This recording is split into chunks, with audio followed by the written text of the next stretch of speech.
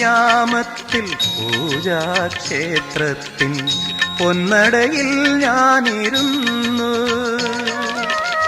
പൊന്നമ്പലവാസൻ അയ്യപ്പൻ തന്റെ പുണ്യാക്ഷരമന്ത്രം പാടി.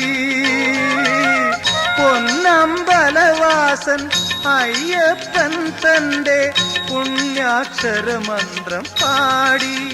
ഏതോ നിർവൃതി ഞാൻ നേടി.